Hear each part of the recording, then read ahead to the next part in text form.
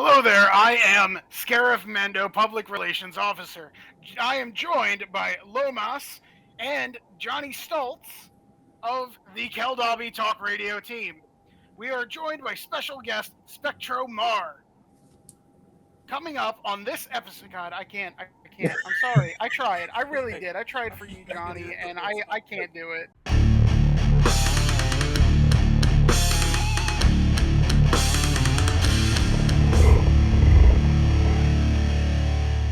I can't do it with a straight face. All right. I'm sorry, I screwed up. Nope. I'm gonna have to just be normal. We're leaving this. I'm leaving this. I can't be an adult. We're just gonna cut directly to the intro. Oh, it's just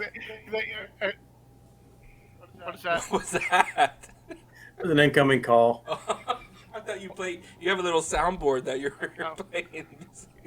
All right, guys. So today, you know who we are, but who you might not know is our guest. We have a special guest joining us today in the studio. That is Spec'Troz Ma'ar, aka Bud. He recently went on an incredible adventure, and we want to hear more about it. So for those of you listening, recently Lucasfilm reached out to our club and invited members of our club to partake in a special trip to tour the studio to see props and things used in the Mandalorian, not just in the upcoming film, but in things I gather from the show as well. But we'll get into that more in just a moment. Joining us, as I said, Spec'Troz Ma'ar. Spec'Troz, hi. How are you? Thank you for being on today. Hi guys, it's great to be here. It's been an interesting week for the last 7 days. I'll say that. I bet, dude. Could you tell us a little bit about yourself? So I am from New Jersey, Rackerdan Clan. I'm the Northeast region vice commander. I've been with the Mercs as an official member for about 3.5 years. Started on my journey though in 2017, so I've been around the club for a long time. It just took a really long time to build. I'm kind of a perfectionist. I feel that. It's not a race. Nope. It's not a race, it is a marathon. And then you get to the end of that marathon only to realize it's actually the beginning of an even bigger race. Your kit is never finished. Now you serve also on on at least one of the admin teams, correct? Yeah, I'm also on your PR team. I'm a harvester for the social media. All right. So recently you were one of the people selected to go not only to tour the studio items, but the red carpet premiere of the Mandalorian and Grogu movie. I don't even know where to begin with that, but like, how did that feel when you got that notification? When you got that letter? I'm not sure what the delivery message was. I guess maybe over 4 p.m. How did you react when you got that message? Yeah, it was a 4 p.m. and to be honest, like it just didn't quite feel real. It didn't really register. And even now, and we're a couple weeks removed from like when that message came through, it still doesn't feel like it doesn't feel like real life. I mean, I don't know how else to say it. The opportunity to go do what we did with other Mandos and the hospitality that we got from Lucasfilm, it was incredible. It was absolutely incredible. And I sometimes words just fail me. It's just hard to put into words that we had this opportunity. Yeah, it's like the way I think about it, it's like, okay, Mando Mercs started off, off of a side character kind of, right? Like Mandalorians were never really the main characters like the Jedis or anything like that. So, started off like that. can you just imagine the people, Mandalore or people who started the club, ever imagining that they're gonna walk a red carpet premiere or go visit the set of an actual Mandalorian centered movie? Like, that's wild. That's wild if you think about that. It is. It really is. And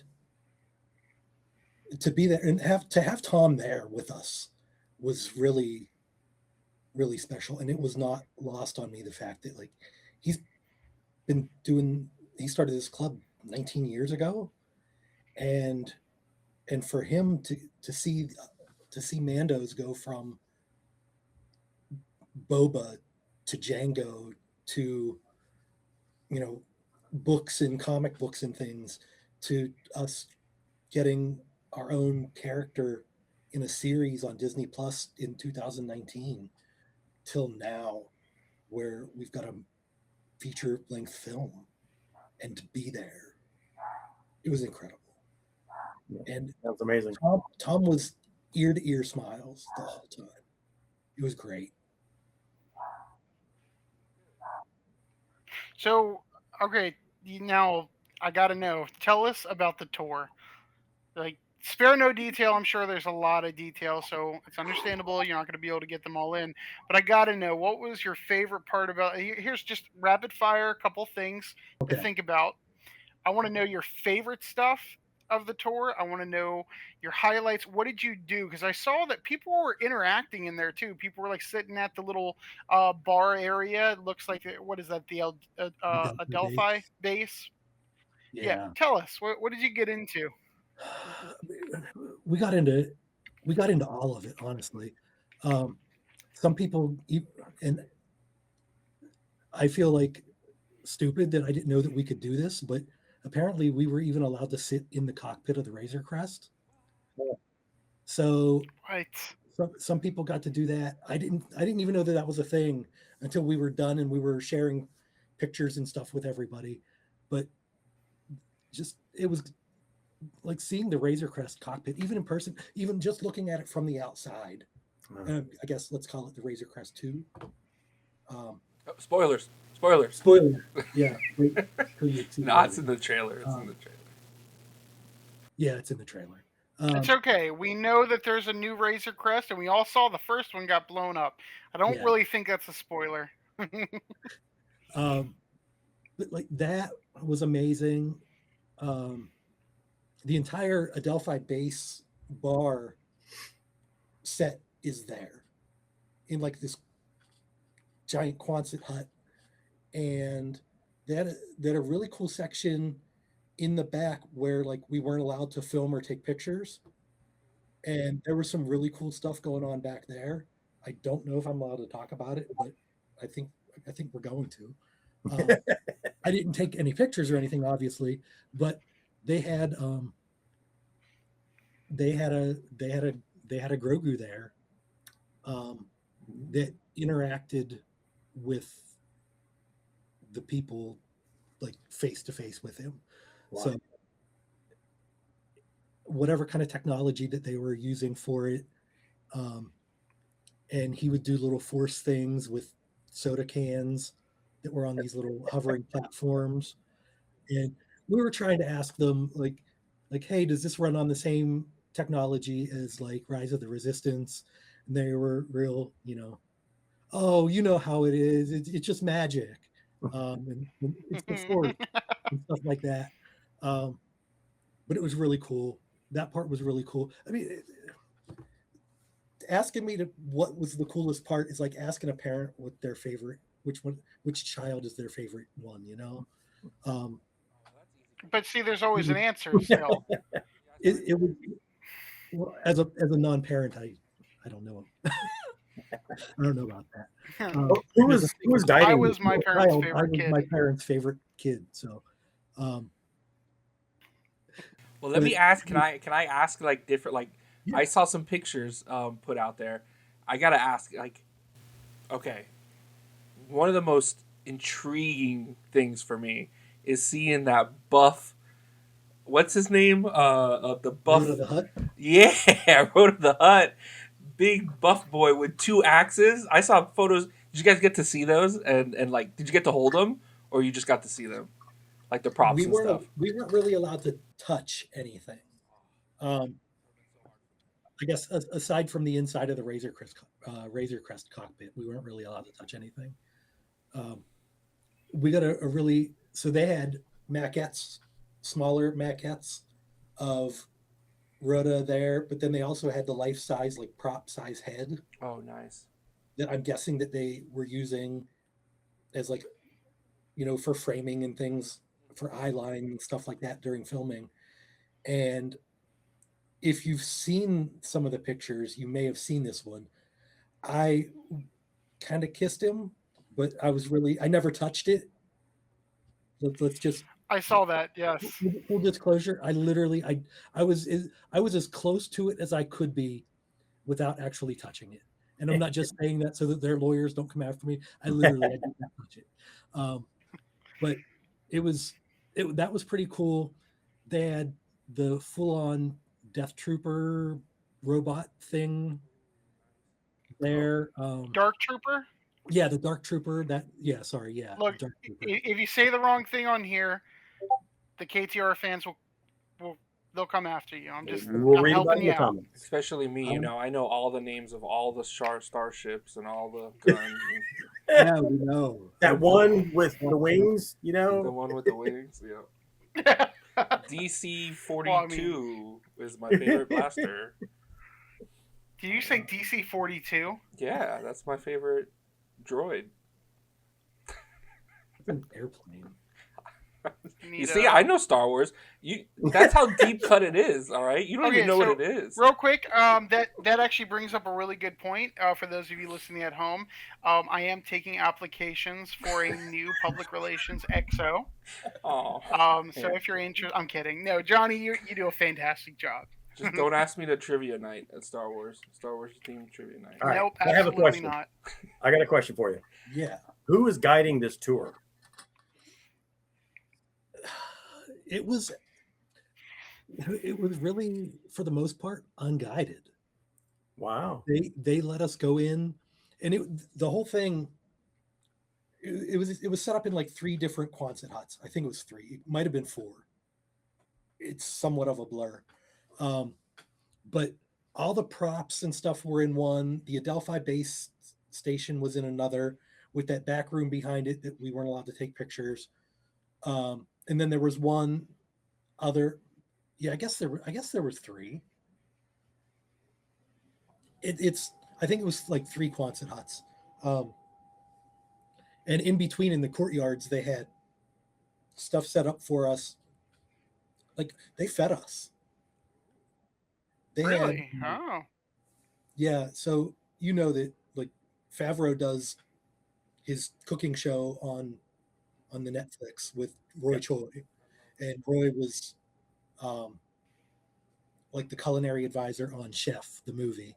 So they had his food truck there. Kogi tacos. Yeah. So we got Kogi tacos, and then they had like cake and drinks and stuff for us. They had 2 different kind of pre-mixed drinks. One was a spatchka. It was very blue, made with gin. Another one was red, and I forget what it was called, Spice Runner or something like that. It was red and had tequila in it, and it had like a black lava salt or whatever on the rim. Interesting. Both of them were really good. The spatchka one was a lot better though. But thank you for sharing that with us in regards to that, because this is the drinks that you got at the LFL invited event, which does not necessarily mean that the MMCC endorses alcohol or drinking. We're putting that disclaimer in here. He is talking about his experience at the invited LFL event. So that's cool, though. That's really cool. They hooked you guys up with that. That's neat. Yeah. They hooked us up with food and that, and sodas and everything else. And they did have, like, they rounded us up at one point, and because they were doing a Q&A, and Ludwig Göransson was there, Doug Chang, John Knoll,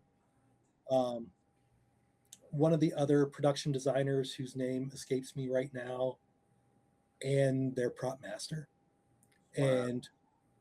And I have a video it's like 14-minute video of this Q&A. I believe I've uploaded it for you guys to check out. But it was really cool, and that was really the only time where they really like kind of directed us all to one area. But it was, other than that, we were free to roam between the buildings and do and see whatever, just, you know, as long as we didn't touch it. All right. Question. All right. You can't say your favorite prop, but if you were able to take home anything, right? If you're able to just, you know, without any consequence, just take home anything from what you saw, what would it be? It would either be the Grogu, especially the one that we weren't allowed to take pictures of, that could interact with people, because I would love to have that technology in my house. Just walk by and be like, Grogu, and have him interact with me. And like, it would either be that or some of the weapons. They were all under glass, so like we, you know, but there were some that were really cool. The Rada axes were amazing. I could, you know, I would have taken those home. There were one other bladed weapon that, not what you've seen in the trailers. I'm just going to leave it. Is it true? So I hear you're kind of like, are you trying not to do spoilers right now? Is that kind of why we're not? I'm trying not to give spoilers. Okay. Is that also why the secret room that you couldn't take pictures of? Is that because it's a spoiler, or is it because of the technology? I think it was more because of the technology. I don't recall there actually being any. No, I don't think there were any spoilers in that room. Honestly, I think it was just because of the technology. But it was cool. The Adelphi base, like the bar and stuff, was amazing. I don't know how much of this you actually get to see when they were there during the show, or even in the movie.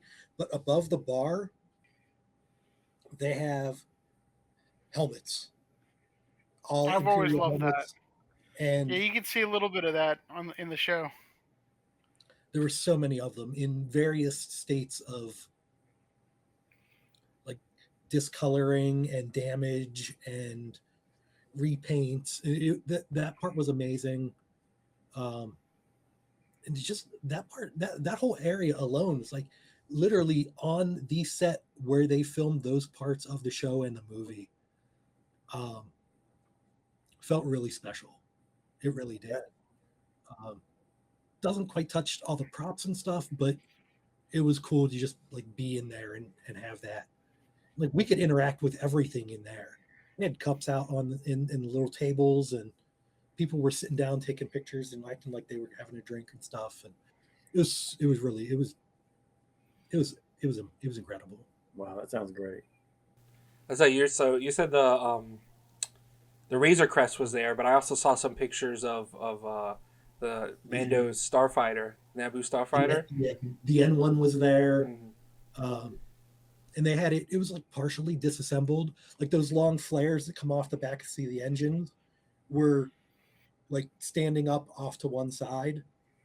And then they had the rest of the thing was like in the corner. It was super cool. We were taking pictures in front of it and stuff. Did we lose Scarif? No, I'm still here. Had Okay. to adjust my my camera. But yeah, someone was talking to the prop master about that N1, and it's all aluminum sheet metal and like car parts and stuff. Wow. And he was like, oh yeah, this is like $1 million just sitting right here in prop work, just in the N1, which was mind-boggling. But it was big. It's a lot bigger to see it in person than it looks on the show. Yeah, that's cool. That is cool.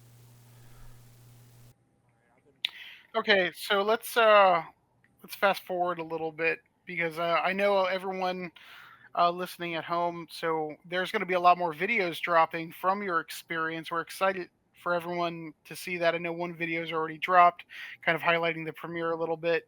Um, but fast forwarding the premiere, tell us about the premiere. Uh, that I saw some pictures that looked incredible. It it was as great as the tour was. The premiere kicked it up a notch, and the whole that whole day was great. We we all got together for lunch.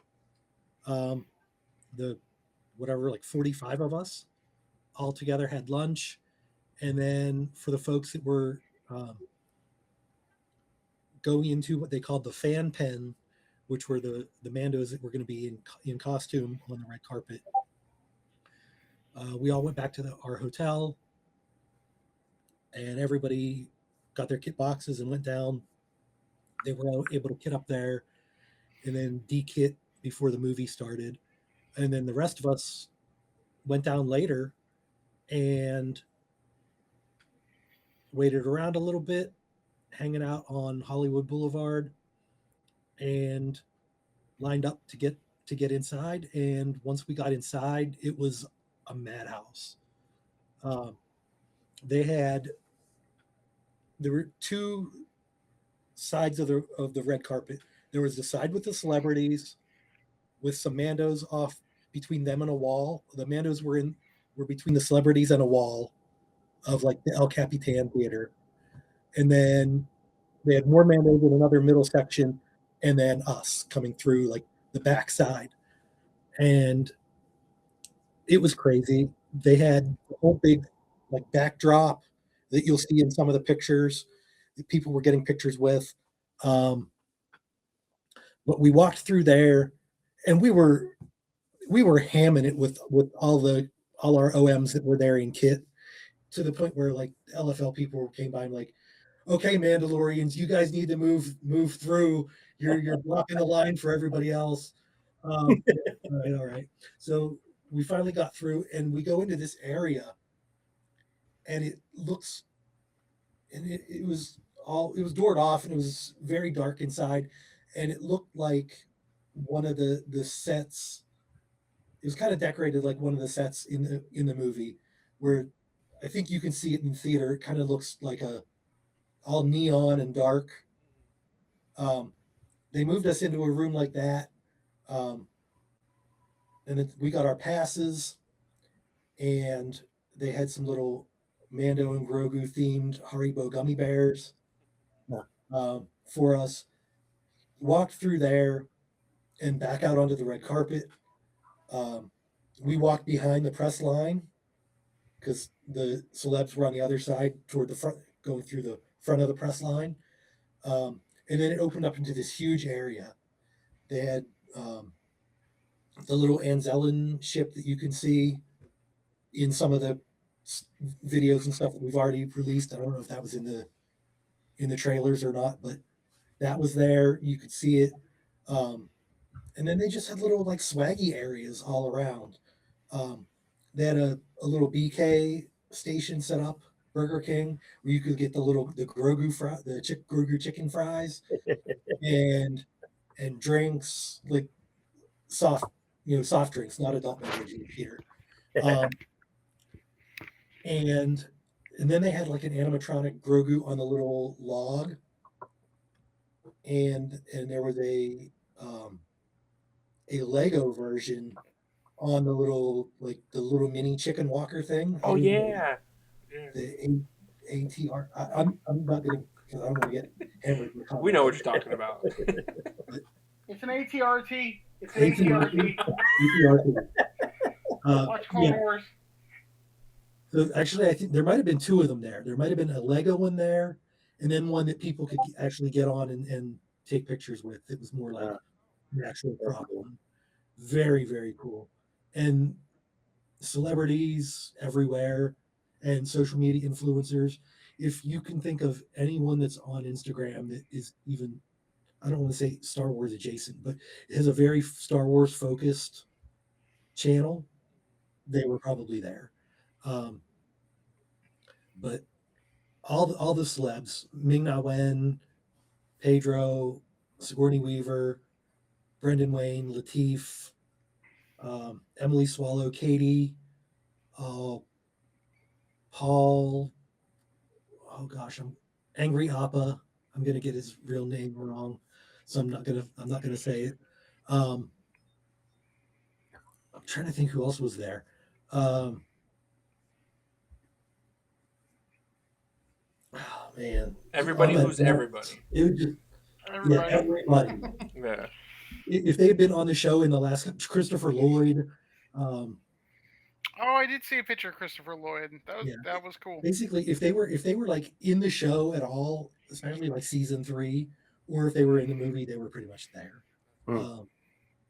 It was incredible, and we posted up, some of us, right where the whole big area like came into a bottleneck where everybody had to turn a corner on the red carpet and go into the theater. So it was like me and Django Nova, who's one of our ICC ministers, and a couple other people, and we were just posted up right there thinking every celebrity has to walk by here. So we had like the best spot in we thought, at least. Um, but before like Pedro and Sigourney and Dave Filoni and John Favreau all came in, they pushed us all into the theater. They're like, yeah, nah, you're not setting up here, bud. But we got to see up to like literally everyone else. Timothy Olyphant was there as well, and nice. That's cool. band. It was just it was the wildest thing. It was incredibly special, and talking with everyone during, like, while we're just sitting there getting into the theater and stuff, and talking with everybody after that, were in costume, because they put us in two separate theaters. The costume crew were all in El Cap, and the rest of us were in the Chinese theater. So we didn't get to really interact with everyone, during the movie. But afterwards, we all met up and we're all walking back to the hotel and everything. And it was just hearing everyone's stories and the childlike enthusiasm that you could see on every single one of our faces. There's no feeling like that in the world. I cannot stress that enough. Like, I'm still glowing. Yeah. And it's been 4 days. And there was a weekend there where I just slept. I'm still over the moon on this, over the whole thing. It was really, really special. That's a once in a lifetime experience. It absolutely was. And Can't wait to see more of it. And I believe we're going to be able to get a little bit more of an in-depth look at some more of the adventures you had in upcoming issue of Battle Cry. All right, yeah. Before we go though, I gotta ask. All right. Yes. Without any Oh, spoilers. I got another question, man. Oh yeah. Yeah, go ahead. Cut me off. No, okay. All right, the movie without any spoilers. What'd you think? Because you got to see it. Yeah. Better than season 3, as good as season 1 and 2. Wow. That's Great. it was really good. Really good. It's awesome. And You heard it here, folks. Spec'Troz Ma'ar approves. and there were some, and I think I put this on the Facebook. I think I commented on this on the Facebook post when you guys said no spoilers. There were some bangers in the soundtrack. Yeah, the soundtrack was really great too. Like, I caught myself a couple of different times just like sitting there bopping my head to the soundtrack.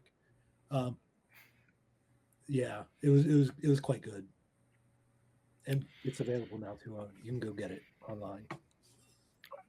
I can't wait to hear this track. Yeah, no, I mean that's something I discussed with somebody not long ago. Is that Star Wars is there's so many elements that make Star Wars, but one of the biggest elements is the music. I mean, ever since the original film and the opening title crawl, with your opening main Star Wars theme, the music is just so pivotal to that universe, to that environment. When we go and we watch these movies and the shows, I mean, the impact the music has, it just takes it away. I remember the first time I watched Mandalorian, that from the first episode, hearing uh, that track that's like just now iconic, the main theme for the Mandalorian.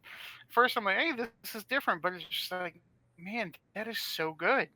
And it was new, it was exciting, and I like how every time we go to watch something, it seems like we're getting top tier scores. I mean, I felt that. I mean, Rogue One was like that too. Watching Rogue One for the first time and hearing the scores in that film, I was just, this is gorgeous. Yeah. But Yeah. The so music, while we got you here, yes. oh, I'm sorry. While we got you here, Yeah. I know this is kind of like a completely different topic, but I want to know: are you going to MercsCon 4? I am. All right. I am. Right. So this will be my testimonial. I went to MercsCon 3. It was my first MercsCon. At that point in time, I was an OM for like a year and a half, maybe. I guess, I don't know, maybe almost 2 years. I can't. Don't make me do that math. But it was, as much as I like loved the club and the mission and the charity, and having come out of Concordia Clan. So I guess can I back up for a second and talk a little bit more about myself? It's your story. So I'm in Rakardan right now, and I've been in Rakardan for about 2 years. Before that, I was in Concordia Clan for about 2 years, and before that, I was a UM with Rancor. So I got my OM with Concordia, and the members out there, both OM and UM, really understand the premise that family is more than blood, and I love them for that. And seeing that on like that little microcosm level in one clan was great. But going to MercsCon and seeing that with 100 people, 110 people, 120 people, however many people we had there, and everyone felt like family, that solidified every choice in my life that I've ever made. And just solidified my membership with this club. I love it. It is family, and I'm here till I die. You have to haul me out feet first out of the club. That's so cool, man. That's such good to hear. Like, good to hear. Like, I'm so excited to have my first MercsCon. But it's like, I'm trying to find some roommates right now. That's my big issue right now. You don't have any roommates? Hey, look, I don't have any roommates. No. Well, John, now you've announced the whole club. Because I may not have a roommate. I'm not sure. Okay. Well, that's two of us, right? See, we're doing the good work. That's what KTR is about, bringing people together. Awesome. If you need a roommate, need more roommates, need an extra roommate, there's a place on the forums under the MercsCon heading where it's called Looking for Roommates. You simply post on there that you're looking for a roommate, 2 roommates, any sort of conditions that you might want to put on the room. You can post it all right there, and people will come, and when they're looking for a roommate, they'll look at your post. So you like conditions? You mean like, so if I just got to warn people that I snore, that's okay. Or, that there. I'm a dude, not appropriate to have any women in the room, that sort of thing. Okay. All right. Yeah. For me, my special condition was I need a bedtime story, and I think Tom is going to hook me up with that. We'll see what happens. Stories by Mandalore. Are we gonna have an audiobook that he records before and given to everybody that you can put on your headphones while you go to sleep. And See, where were you when we were trying to figure out what to put in the swag bag? Right? Hey. That's gold. I want to Hey. listen to like 2 hours of Tom tell me the history of Mandalore. He'll talk about how it was created in a Joe's Crab Shack, just like in episode 1 of KTR. Yeah. Awesome. All right. Well, I'm excited for MercsCon. I mean, this is going to be my 3rd MercsCon. I cannot wait to be returning. So I'm glad I'll be returning with even more friends. Spectro, I am excited that you're going to be there. Thank you for coming on today and sharing with us your experience. I can't wait to see more of the pictures and video. This man, for everyone listening at home, this man recorded so much content. We're still going through everything to create some quality videos that'll get posted to our TikTok, YouTube channel, and our social media platforms. So be on the lookout. We've got a teaser out right now that showcases the club both at the tour and at the premiere of the Mandalorian and Grogu movie. But we do have a lot more content coming from that. We're going to have that out to you guys very soon. If no one else has anything else to say, the last thing I'll speak on is The Mandalorian and Grogu hits theaters this Thursday. Go see it.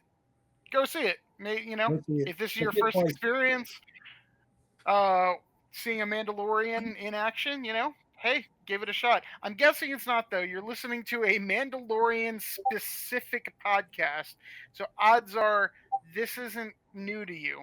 But yeah, go see it and let us know how you like it. We are keeping things spoiler-free for the first 2 weeks after the release of the movie to be respectful to all of our members and our friends. And that's one other thing I will encourage everybody on your own social medias, on anything. Keep in mind, sometimes people don't have time to go see the movie on the first day or two. So let's do our part and make that experience special for everybody, and let's keep it spoiler free. This is our way. This is our way. This is our way. But we're not done. Stay tuned because we have a special MercsCon 4 interview coming up next. So stay tuned.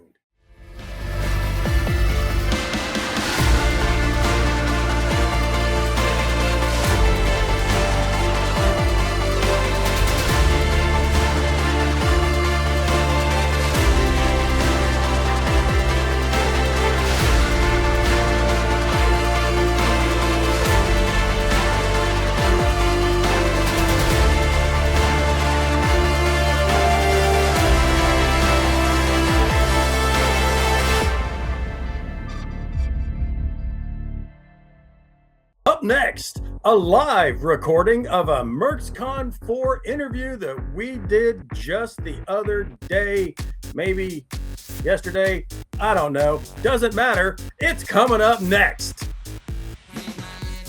Hey everybody, we are here with a MercsCon 4 segment, and with us we got Yvie and Vale of Kira Maru Clan, and we're going to talk about some MercsCon 4 for you. Can you guys introduce yourself real quick and tell the people who you are? Howdy, y'all. I'm Vale, or Vale Malik on the forums. I'm a current risk lord for Kyra Morit, a founding guide with the education team. I'm on Special Projects Division with the PR team. I'm on ACT team, and I'm a Striker Division Brigade Captain. I became OM in spring 2024. My first kit got Triple Threat Brigade approved. In 2025, my second kit, my Lothcat kit, got approved and Triple Threat Brigade approved this past spring. A little background on me, I was a pilot in the Navy for 9 years. Now I'm currently a civilian federal employee, but still working for the Department of the Navy. And outside of Merc stuff, I'm an illustrator, I love reptiles, and I'm really into round fires. And I'm Yvie Best. I'm also a member of Kiramaru Clan, and last year I was the trailor for Kiramaru. I was just added to the PR team as well, which I'm very excited about. And I recently made Brigade for the Privateer Brigade, and it became OM last year, right around this time last year. So very excited to be here. Awesome, Great. Awesome. And as always, well, not always, but you got me, Johnny Stoltz. We got Lomas, and we got Scarif Mando joining us today. And let's talk some MercsCon 4, shall we? MercsCon. MercsCon. Hey guys, so joining us is Yvie and Vale. I'm very excited to have these guys on the show. They have been amazing clan mates. When we heard that MercsCon 4 was going to be in Alexandria, Virginia, we were super excited. As many people know, it's become on the ground level, the boots on the ground effort, right? The hometown. It's been a joint effort between Clan Kira for some people, and Clan Firestorm. Alexandria, Virginia is technically Firestorm territory, but a lot of the clan is kind of towards southern Virginia. So we have many members that are in Northern Virginia area that actually end up being a part of Clan Kyra. That would be Yvie and Vale. They live in Alexandria, Virginia, which is amazing that you guys could take probably a 5-minute walk and show up to MercsCon 4. Wow. What we're really excited about today is kind of talking to you guys about the town. Like, I live 45 minutes away from there, but I couldn't tell you, the best places to go and things like that. But as far as icebreakers, so you guys are both brigades. Yvie, I didn't know that you got your brigade approval, so congratulations on that. Oh, That's thank awesome. you. Thank you so much. Yeah, it was very, very recent. And hopefully I can start working on another brigade soon. But, very excited about being part here. Have you thought about what your next brigade's going to be?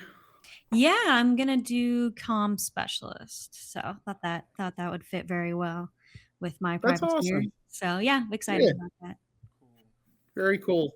Yeah, and Vale, can you remind me, what are your brigades? I know you're... Is it triple threat? You're triple threat, yeah. Triple threat means he's got 3 brigades on one kit. I think there's only a couple people, right? Yeah, there's 15 triple threat kits in the entire club, 2 of which are mine, my recent kit. My first kit, my Black Sniper kit, are Sniper, Assassin, and Hazops. And then my recent kit, my Lothcat kit, is Sniper, Beast Hunter, and Desert Specialist. Nice. That's cool.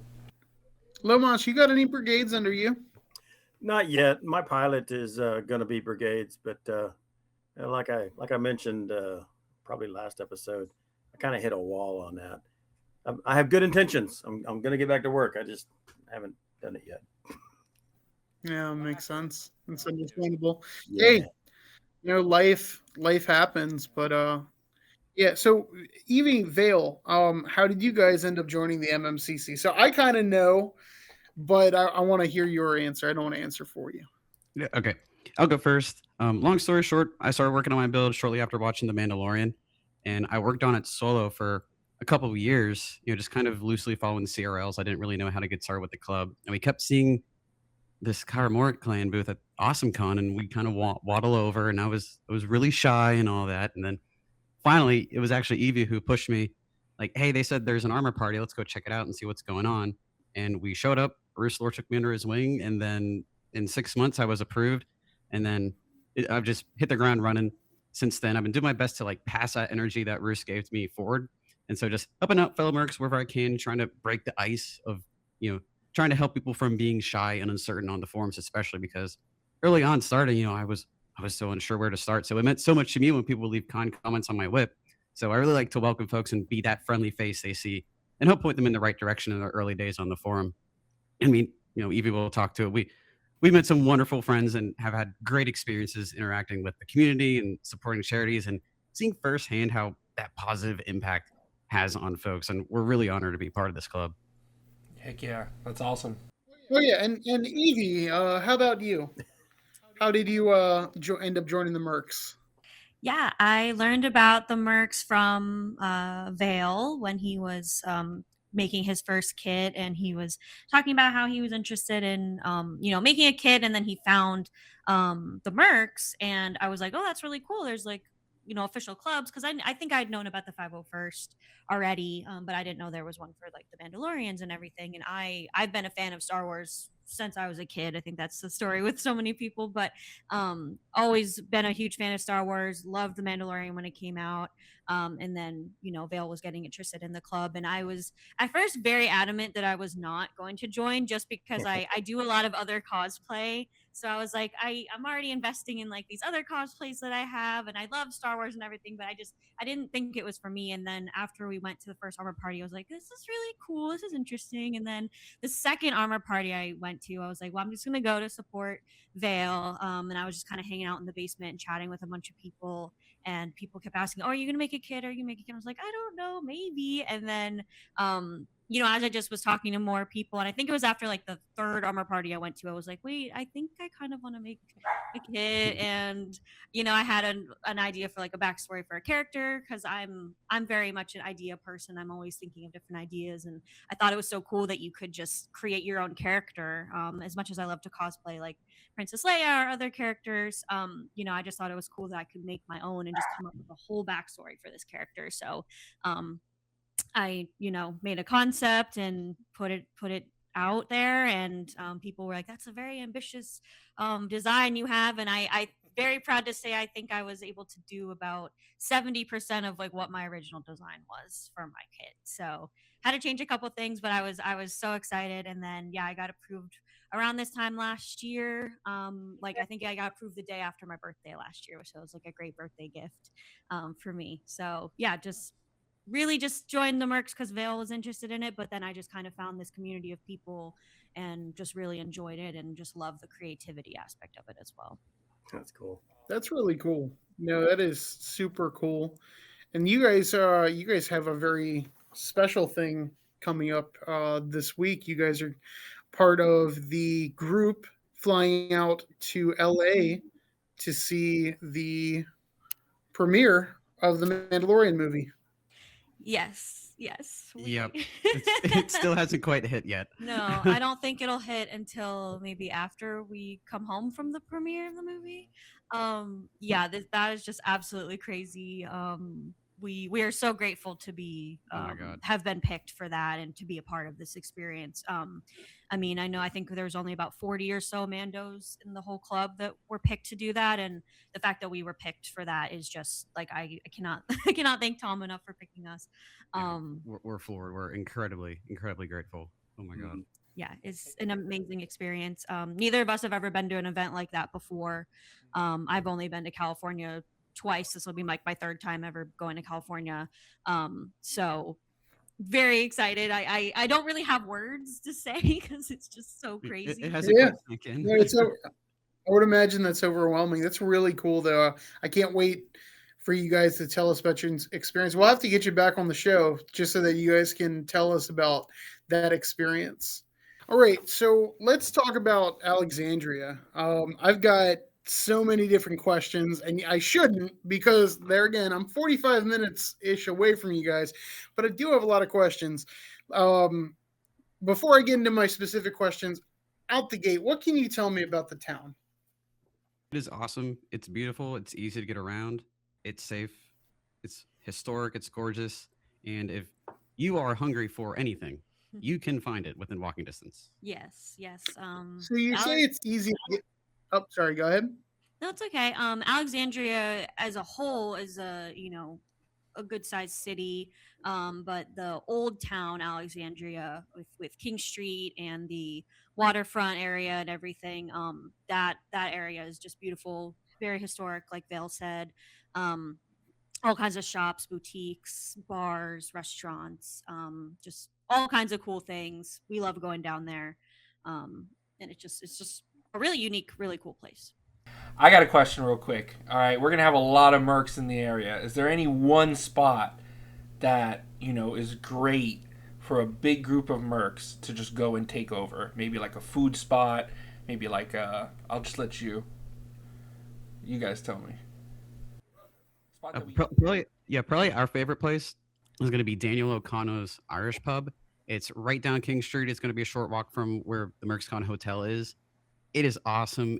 You walk in, it's several layers, and each layer is decorated, unique.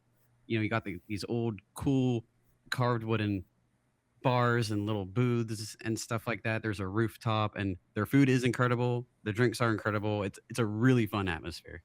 So you guys mentioned transportation it's easy to move around, right? Can you tell us a little bit about what we can expect moving from place to place? What do you recommend? So if for people flying in, the closest airport is going to be Ronald Reagan or DCA. It's literally a few miles north of Old Town. There is a metro connection up there or anywhere in the area. You can take Uber, Lyft. You're going to get them pretty quickly. The only thing, if people would venture into, say, DC kind of late at night and they're trying to get back into Old Town, they may have a bit of a wait because just Uber and Lyft drivers, if they're in DC, they tend to try to stay in the DC limits. So that's just something to prepare for. It's not impossible, but it might take some more time. The next biggest airport hub is going to be Dulles or IAD. It's about an hour or so west, possibly more, give or take traffic. There's the adage DC is an hour away from DC. The next furthest hub for people flying in, not necessarily recommended, but it is a possibility. It's going to be Baltimore or BWI, but that's going to be a long Uber or rideshare all the way to Alexandria. And like I said, Ubering anywhere is going to be easy. Anywhere on King Street or kind of adjacent streets. They're all kind of like named after royals. So you got King Street as the main artery, Prince Street, Duke Street. Once you're close to the waterfront, everything's going to be very walkable. But if people do want to venture elsewhere, if there's a cool site they want to check out, or a restaurant, or get into DC, getting up there via Metro or Uber is pretty easy. What are some of the cool sites that you recommend? Some of the cool sites that you recommend? Like the must-have. The must-dos and must-sees. Well, Old Town or just Alexandria. Yeah, I definitely think the Irish pub that we mentioned is definitely a must-see. I think just like going down to the waterfront area is really cool. You can see all of like the boats. You can actually see National Harbor right across from the waterfront. There's some cool restaurants like on the waterfront. They're a little more expensive, but they're definitely worth going to. You can take, a little ferry over to Georgetown, which is pretty fun as well. But I think just the must-dos and must-sees are just like walking up and down King Street, going to the different shops and the little boutiques, checking out the different pubs and restaurants. There's tons of ice cream shops, and those are the must-dos for me. I'll let Vale go. Yeah, and if people especially are traveling to the area for the first time, they haven't had a chance to get to DC, definitely recommend trying to take at least a day or half a day to get up there, check out the National Mall, check out the Washington Monument. Again, all that's very walkable. Then the whole way down there, you have all the Smithsonian, which are free admission and just incredible museums. So if people can get in there, absolutely recommend it. And they actually recently finished, they were doing a multi-year long refurbishment of the Air and Space Museum. So apparently we haven't been back yet since the refurbishments, but apparently it is rocking. And then if people fly in from Dulles, if they want to venture all the way back out there, there is the Varhazy Air and Space Museum. That one is incredible. Have to pay for parking, but that one's awesome too. But if people have time to check out the Smithsonian's, can't recommend them enough. I actually was able to go to the Air and Space Museum late last year, just for a little bit. They did do a lot of refurbishments. There's a little bit still going on, but one of the really cool things, especially for the Mercs, there is an R2D2 that was built by Adam Savage, and that is on display at the Air and Space Museum. So if anyone wants to see a really cool R2D2, I got to see it. It was really cool. It was built by Adam Savage. And then there is actually another giant plane that was used in maybe The Force Awakens or one of those films. I do believe there is a plane from one of those films in there as well. I can't remember exactly which film it was, but it was one that Poe was flying in one of the films. So hopefully that is still there. Sometimes they do rotate things, but there are a couple of Star Wars things. And then every now and then, like the American History Museum will have like R2D2s or C3POs. You'll be able to see some stuff. So there is some Star Wars stuff sprinkled around DC as well. So, Yvie, you mentioned there's ice cream shops like everywhere. So I know that got the attention of the gentleman in this episode. Fun fact for everybody, MercsCon 4, the location for MercsCon 4 was solely determined based on the number of ice cream shops in the area. And most people don't know that, but that is something that is taken into consideration. I might have made that up, but I might not have. I was gonna say ice cream shots over a cruise. Come on. Sounds like an ice cream shop crawl should happen. I do that while I'm trying to take water. Can we? You know what? That's something. Lomas, bring that. You guys, bring everybody, bring it back to the events team. We're making that happen. KTR will riot if there's no ice cream crawl.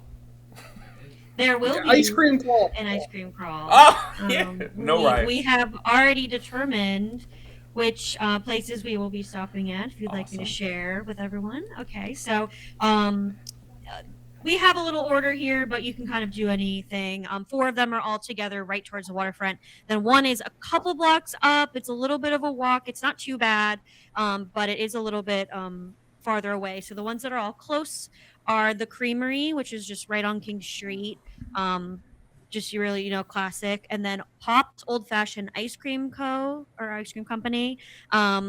Again, right across the street from that. And then there's Kilwin's Ice Cream, which is technically like a chain, but it's really good. It's really old fashioned vibes. The inside is so cute. Just wanted to include that one. There's also Dulce Gelati, which has gelato, very, very good. And then the one that's up a little bit and is also a chain, but it is kind of rare to find them, is Jenny's Splendid Ice Cream. You can buy those in the store. It's a place that originated from Texas, but it is some of the best ice cream I've ever had. They always have different unique flavors. Like, unless you go there like every single day, every week, you're kind of going to find different flavors when you go. So every time we go, there's always a different flavor that we try to try. And the line goes out the door. It is one of the most popular places, but I do think that is definitely worth going to. Now, there are a bunch of other ones. Those were just like our favorite ones and ones we think that people would like. But if you just search ice cream on Google Maps or whatever, you're going to have a bunch of dots popping up. But these are definitely like the must-haves, and these are the ones that we will officially be doing on the cone crawl. But again, you got a name for it. So what you're saying is, after MercsCon 4, I'm going to need a new flight suit. Because this one's not going to fit me anymore. Definitely, especially with like a pub crawl as well, maybe. So. And then we already got Bade talking about barbecue. Oh, I'm excited. I saw that. Yes. I'm excited. Survival tips for first timers. So I know. So you guys have not been to a MercsCon yet, Yvie and Vale. But what would you say is a good survival tip for coming to Alexandria?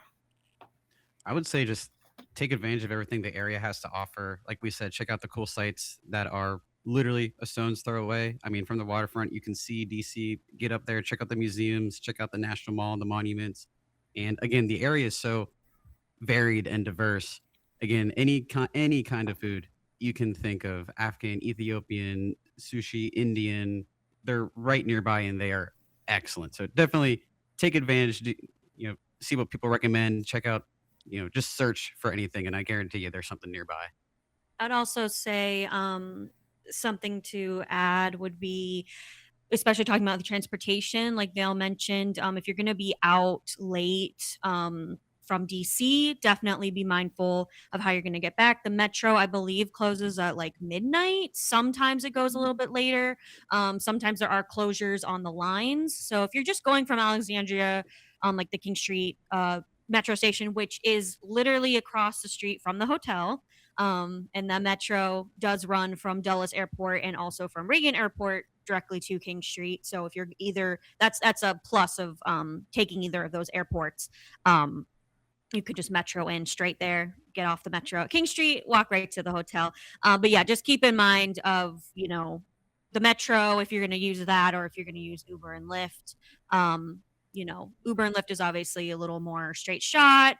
Metro's cheaper, but the map, if you've never used it before, the Metro map is can be a little confusing. We will have guides for everybody on how to use the Metro. you don't know. I actually don't have to buy like a Metro card anymore. I think you can just tap it like with Apple Pay or on your phone with your credit card now. So that's pretty easy. So it's not as difficult to get a Metro card. But definitely a tip for first timers just in the area is to keep in mind how you're gonna get around everywhere. But with us living here, I used to take the Metro for years, going to different jobs. We can be guides for other people going as well as other people in the clan. Yeah, I was gonna say there's gonna be a lot of people probably moving in big Fantastic. groups, right? Like that's big groups is probably gonna be a big thing. So hopefully no one's off by their self and have to figure it out. I think people will be right. Is that kind of like a MercsCon type of thing? Yeah, we'll just be in I big think groups hanging so. out. Yeah. And then actually the King Street Metro does have a King Street trolley that goes right down to the waterfront. It will stop all along King Street, and that is a completely free service. I do have a little guide as well for the Mercs on how to use the King Street trolley, where to go from King Street to the waterfront. So that is a free system that you can use to get down to King Street, especially that's going to be good for like the pub crawl or any other things that we're doing down in Old Town. You just use the King Street trolley, and I'll have to double check how late that runs because if you're out like super late, you might not be able to use it to get back. But if you are up for a walk, it's not a terrible walk from King Street to the Metro. I've done it before, but that is another really cool thing about Alexandria is that they have that free shuttle. Awesome. So you were saying you can get the trolley near the hotel, take it all the way down to the waterfront, and then walk back to the hotel so that when you're done and tired, you're already back at the hotel? Yes. So the King Street Metro is literally across the street from the MercsCon Hotel. And then the King Street trolley will pick people up at the parking lot, kind of like the bus drop off area of King Street, which is also across from there. So yeah, depending on how late it runs, which I will make sure that's in the guide, you can take the trolley back, no problem. But if you are going to be out super late, which some of the places are open pretty late, you could walk back if you wanted to, or if you're with a bunch of people, you could split like an Uber or something. But if you're up for a walk, it's not a bad walk. It's literally just a straight shot to the hotel. Sweet. It'll feel like Disney, Scarif. It'll be better than Disney. I absolutely love going to Disney. You guys know this. I love Galaxy's Edge, but for me, MercsCon is Disney times 10. Why? Okay. Because it's a gathering of MMCC members, and I would rather be no place else. And that's not just me saying it. I'm sure a couple people are going to scratch their heads at that. Like, are you serious? I'm like, yeah, because I absolutely love Disney, but that's how much I love MercsCon. MercsCon was a big deal for me. When I went to MercsCon 2, I was an unofficial member. For me, it really changed my life. I loved my clan. I got to know people, but MercsCon 2 lit a fire in me when I saw that the culture that we had as a clan was actually club wide. I came back from MercsCon 2 and built my kit, and I got approved about 2 months after MercsCon 2. That's how much of a fire was just lit in me. And then since then, man, everything, I've met my wife in this club. All the good things have just kind of just continued to spiral from there. Spiral in a good way. I don't know phrases, so I think I said that wrong. Spiral, it's going down. No, that's not what I mean. I met my wife and it spiraled from there. Yvie and Vale. So what can you guys tell me is what are you most excited about? Let me rephrase that. So what are you most excited about going into MercsCon? Oh my God. I think first and foremost, just getting to meet so many people we're kind of internet friends with, like a handful of y'all we've just been able to either meet, via virtual chats or just talk on the forums. It's like, hey, I recognize you by your forum name and your profile picture, but I actually get a chance to meet you. So it's going to be really cool putting, faces to the names and actually getting to hang out with people. And again, just seeing, kind of the shared excitement of everybody being in one place. Yeah, I can't tell you how many times that I've been talking to someone at MercsCon and they tell me their forum name. Like, I know you, we talk all the time. Yeah, I definitely agree with Vale. just I'm excited to meet more people, and I'm also kind of excited for like the panels as well. Just learning different things. Some of the things we've talked about would be interesting, even if they might not seem like, oh, on the surface that might not seem like it's super interesting. I might just pop into one or two that might not super interest me, but then I might learn something, or maybe it'll spark something. Oh, now I am interested in whatever this is or something. Or if it's about become a roost or something, and someone's like, I'm not interested in that, but you just go to the panel, hear what people have to say, and then maybe you're like, oh well, wait, I actually want to do that now. So I am interested in the different panels as well. There's some good ones. Sweet. Alrighty, well, Yvie, Vale, thank you so much for joining us for this episode and just sharing with us a little bit of your hometown. We can't wait to see you guys in person at MercsCon 4. Everyone listening to this, go book your rooms. Go book your rooms because we are getting closer, and before you know it, time will be upon us. So thank you, Yvie and Vale. Thank you guys. Thank you so much. Looking forward to it. We'll see you soon at MercsCon 4.